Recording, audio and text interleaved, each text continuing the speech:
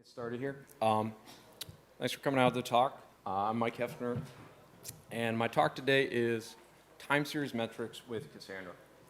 And this is going to be a sort of brief overview of what we've been doing with Cassandra at Librato and some of the things we've learned over time and some of the problems that we've sort of faced.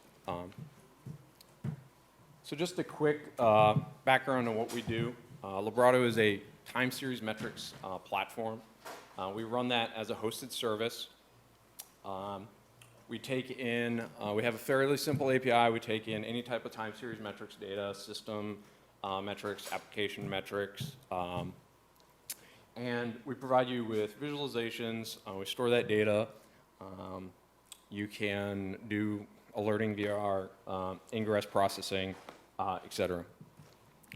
So we started off sort of mid 2011, and sort of the first thing we made the decision on was, we knew the measurement data was going to be our largest problem, and we wanted to make that scalable. So we did start with the decision to put all of that data into Cassandra, and we did start on EC2, 6-node M1 large ring. This was about the 0.8 milestone that we started off, I think about midway through that. And the key takeaway was we really did not know what we were doing at the time. So fast forward to today, we actually run multiple sharded rings today. So we shard on a couple different aspects. We have a few very heavy users that we put onto their own rings. We also store different resolutions of data. So we actually do roll-ups for extended duration, and we actually have different TTLs depending on the roll-ups. So we actually put those onto different sharded rings as well. We're still on EC2. We've upgraded our node class a little, the X larges and the M24 X larges. We are in the 1.1 milestone. We are looking to hopefully get to 1.2 very soon. And our loads are, we're doing a little over 200,000 writes a second across our rings. And the takeaway is we really have a very small read load. So we really have to optimize for the right path in this case. So just some highlights for what I'm going to talk about today. I want to say how we've iteratively improved our schema due to some understanding of performance issues we've had with the storage. And we do TTL expiration for all of our data. So a large part of our problem is getting data out of the system fast and efficiently. And just want to touch on sort of how we monitor our rings and performance. So adapting the schema to the storage. So just a quick background for us on what a measurement is. So we're a little different than some other time series storage systems in that we have a split. We actually have metrics that we identify by name. We actually use a MySQL system to map those to an integer ID. So inside of our Cassandra store, everything's identified by an integer ID. But we also have this concept of a source. So you can actually have multiple sources publishing a single metric to us. A source may be a host name. It may be a user ID in your application. It may be the name of a sensor. So you can actually have multiple sources publishing to a single metric. And then we have the standard timestamp and value for these. So just quickly, our actual raw storage for our measurement data, we have our metric ID and epoch column keys to identify the timestamps of our data. And as you can see, we have a number of sources publishing for this particular metric. And that's a field that actually can expand fairly well. Like some customers may have thousands of sources, some may have very few.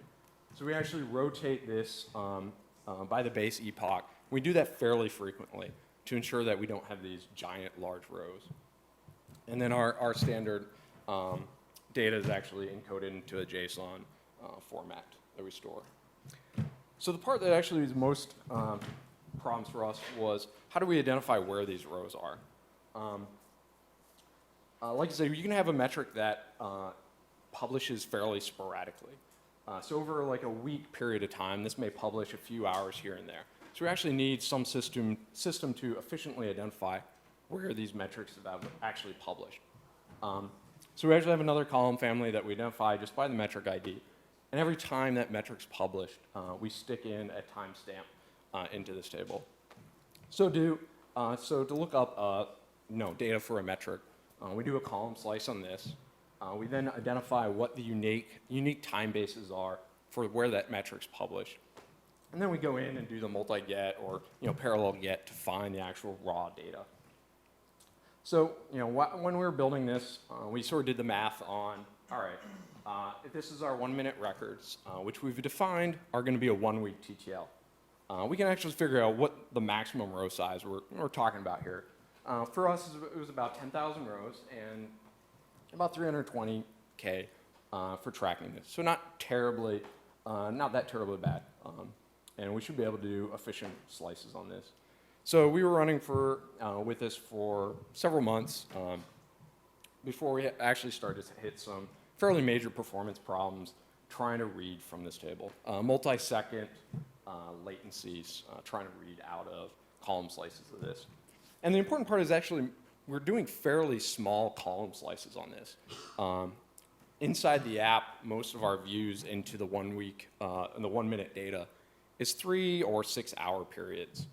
So over a week, we're doing slices of like about 1 to 2% of that actual full row. So to sort of understand what was going on, we dug into the node tool utility here, specifically the CF histograms utility. So this will actually print out how many SS tables your reads are actually consulting when you're doing an operation. So when we ran this on this particular column family, we found that we were doing anywhere from 1 to 10 SS tables that were actually touching to do these fairly small column slices. Anywhere and averaging about 4 to 6 there. So that obviously was not what we wanted, and was leading to the performance issues that we were seeing there. So to sort of understand what was going on, you had to take a look at how this actually was coming into our system, how we were storing it. So we're getting thousands of metrics in over time. And as they come in, they're getting dumped into SS tables. Some of those are getting compacted together. So you have varying sizes of SS tables. But in general, the SS tables are sort of following the progression of time across this 1 week of TTL that we're maintaining for this particular column family. So that one row that identifies where that metric is actually spread across these various SS tables. So even though we just needed a very small column slice of this row, when we actually needed to look up and identify when we're doing those column slices, we're actually having to seek to the various locations, all the SS tables, doing a lot of random I/O to basically then just pick out a very small portion of that row to do our operations. So that's where it came to our next design, which was, all right, even though this is a fairly defined size row, let's actually start rotating that on a time basis as well. So we actually started rotating by adding a 10-unit time base rotation onto the key. So this was a fixed rotation that we defined for this column family. And then whenever we needed to actually do a lookup, we just found out what the covered time bases were between these actual epoch times. So if we're selecting 31 to 45, we basically identified that the covered bases were 30 and 40. And then we did the same column slice using the mget. And this actually then just split this single row into these rotating epoch keys. So this actually gave us two benefits. Identifying then, running afterwards the same CF histograms tool, we can see that we've actually improved significantly. We're now reading no more than 5 SS tables at a time, and are averaging right around 2 to 3 now for most reads. Additionally, not only are we reading fewer SS tables, but we can actually spread that load across the nodes of the ring now. now that we're rotating those keys more frequently. So this then, just a graph, this then actually, once we've started doing this, we actually saw a significant improvement after we put this in place. So that was something just when we were building the system, we identified later that, actually understanding sort of how the data is coming into the system and actually progressing through time really helped us sort of improve the schema in terms of how we're storing that on disk. So the next part I want to talk about is the expiration of data in our system. So, like I said, we TTL expire everything out of our system. We don't do any deletes. We do not update data. So we churn about 750 gigs a day across our rings. And that's about 6% of our total data set that we're actually trying to expire every single day. And we set GC grace equals 0.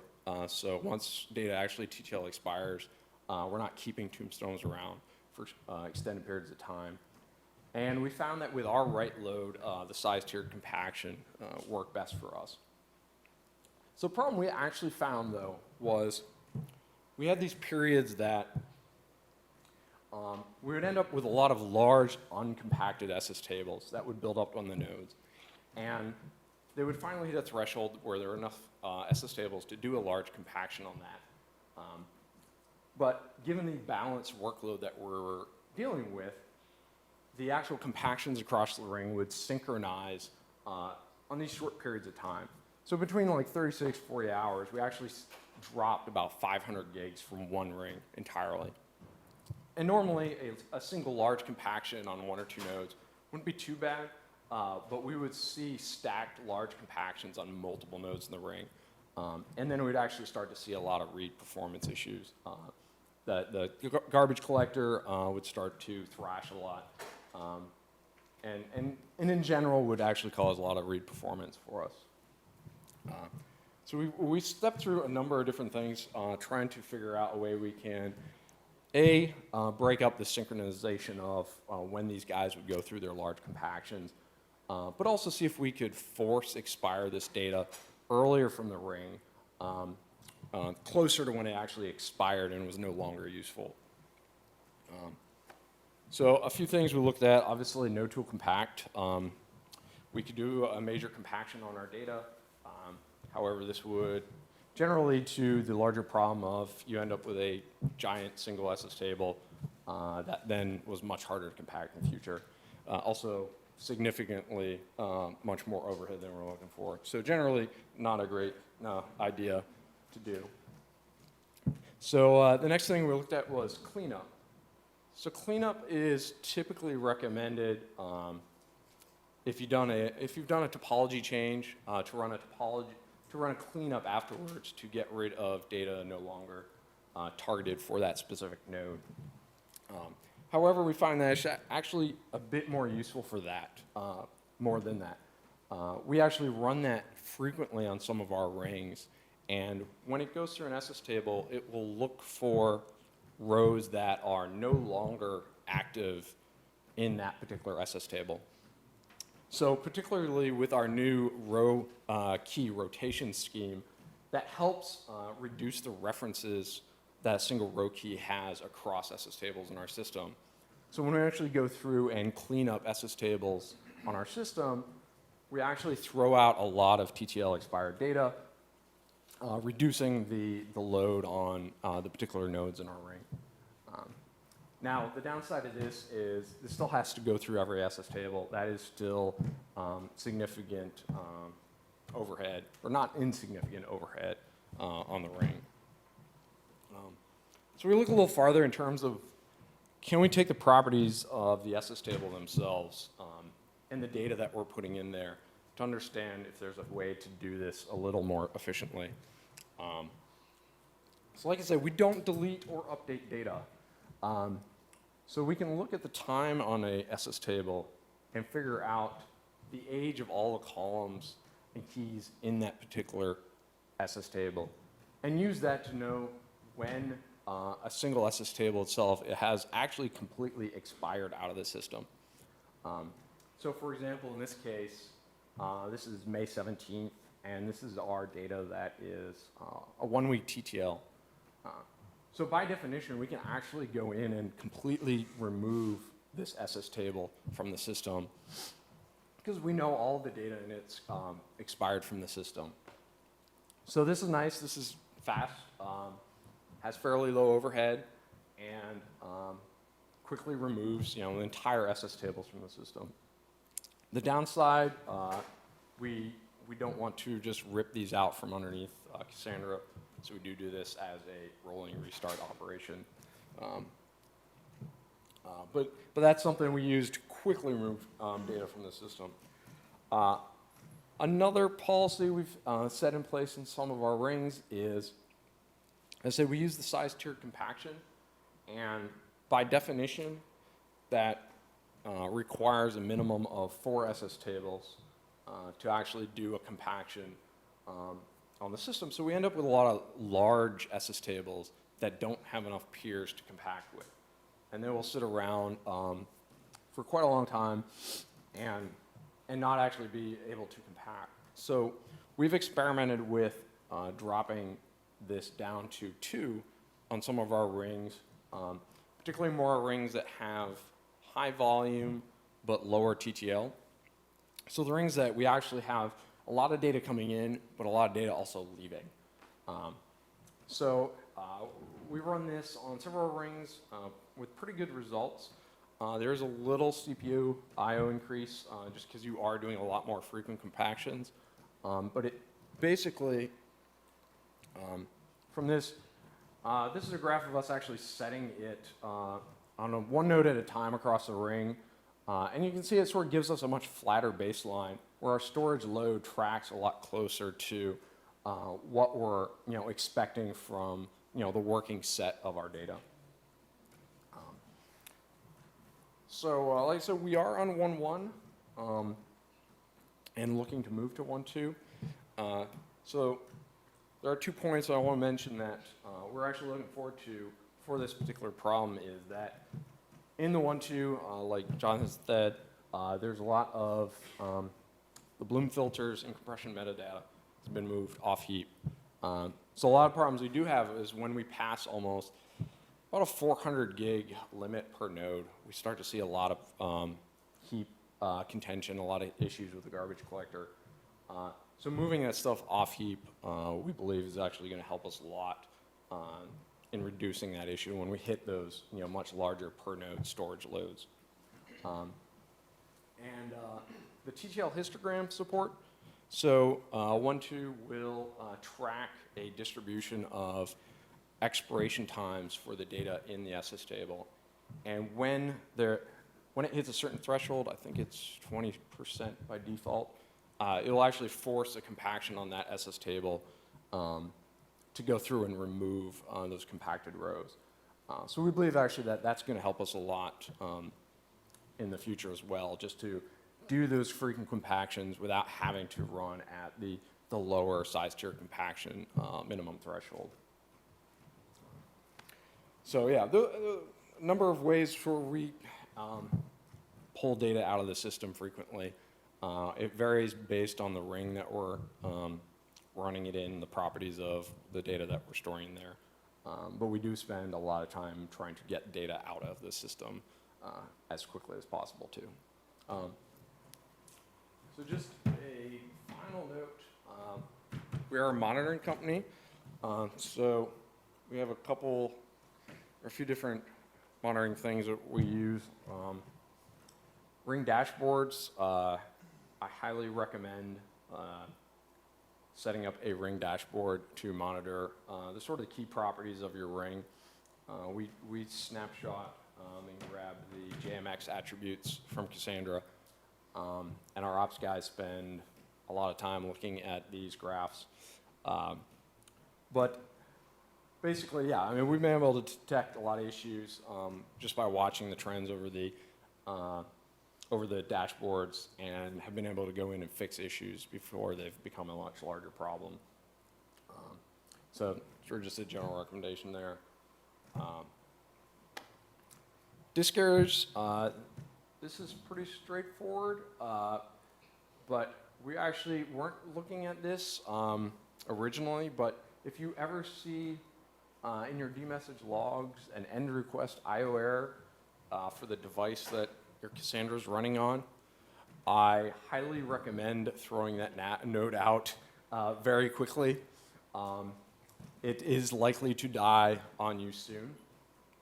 So interestingly, we have found that there's no metric easily to track this in Linux systems, at least using collectd and your typical system metrics. We don't have something that tracks this. So we actually have a cron job that runs on all of our nodes, pulls dmessage every 5 minutes. If it sees any of these strings, immediately sends us a PagerDuty alert. And just general advice, if you do see one of these situations, take the node down, mark it down, and then bootstrap your new node. Don't try to bring up a new node while this guy's having disk errors. The streaming will just fail horribly on you, and you'll have to start back over from the beginning. So yeah, just something we sort of found late in the game, but important to track. So log volume. This is the Cassandra system log, I guess, is important in terms of tracking the volume of messages per node over time. Can actually give you sort of an overall health indicator of your node. So we've started tracking this recently, and every 10 minutes we scrape the number of log lines we've seen in the system log, submit that up as a metric, track that comparatively over time of the nodes within the system. So a few of the things we have been able to see is when we did have a few unbalanced workloads, you'll have a few nodes that actually checkpoint and flush their mem tables much more frequently. So you actually see a disparity in the log volumes across nodes. Schema disagreements. So we started our upgrade from 1.0 to 1.1. I think it was maybe 2 minor releases into the 1.1 release line.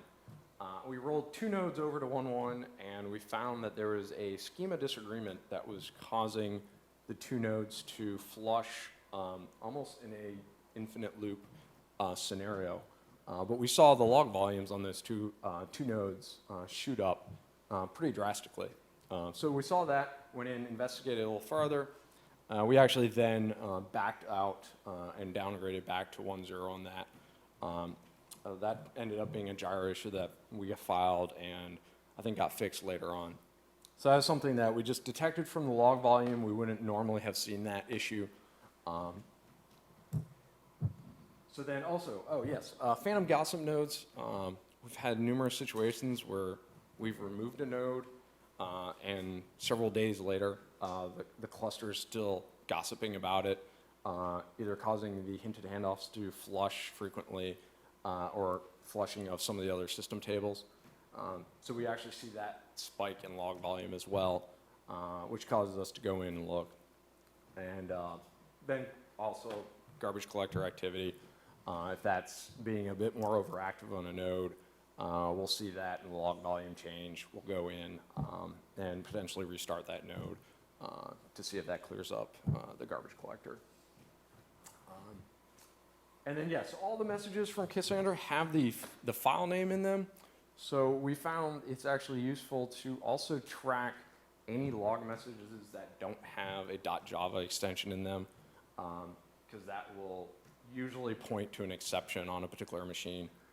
Even if that exception hasn't actually taken down the machine, we find it useful to go in and figure out why that node has thrown an exception. So just a general, I guess, health metric that we found is quite useful to track. So, and yeah, so let's talk. We are hiring, and well, thanks.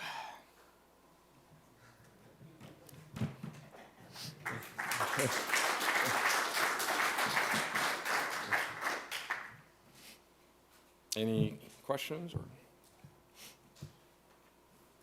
How many machines on EC2 did you end up going to from 4? Sorry? When you went from 4 large machines on EC2, what are you at now? So we have 2 rings that run a little over 24, and then a 12-node ring that we're running. We've done a few where we've actually added a few much larger CPU instance nodes into it. We find that we can direct writes to them disproportionately.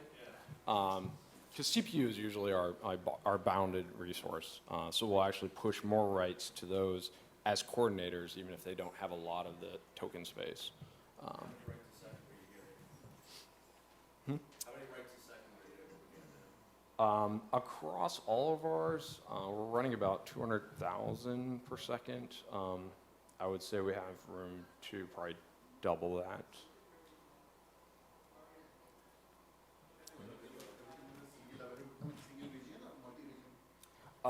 Just in the US East right now.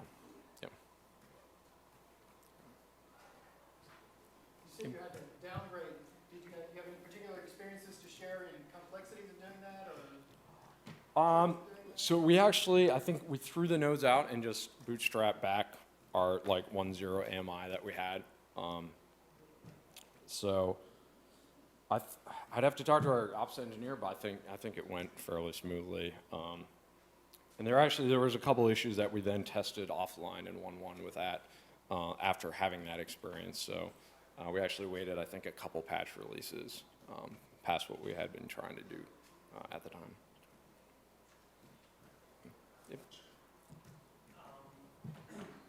You collect a lot of metrics data and you partition metrics data in some way, whatever. Do you do any kind of computational statistical or computational requiring data to be solved, like from types, for example, that's a problem usually when you're doing metrics. So do you do any kind of computation like that, or you just do computation that don't require data to be solved, so can you partition without any problems, and are you taking that? So do we do computation on the metrics that we are storing? Yeah, I mean, that requires that to be solved, to be ordered, so, which is a kind of problematic given that that is partition, I mean, the distributed data store. That's Right. what I mean. No. I mean, through the systems, through the keys that we have, we can do a pretty good sort order time base. But we don't have a lot of good indices past that. I mean, aside from doing the in-order time search for a given metric. You don't have the use case that you need to solve different rows, different partitions that are, No. okay, so that's,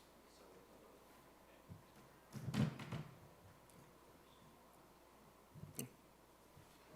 When did you go with Cassandra versus, for example, Graphite? Did you do any comparison? Well, so our goal is to actually be a graphite replacement.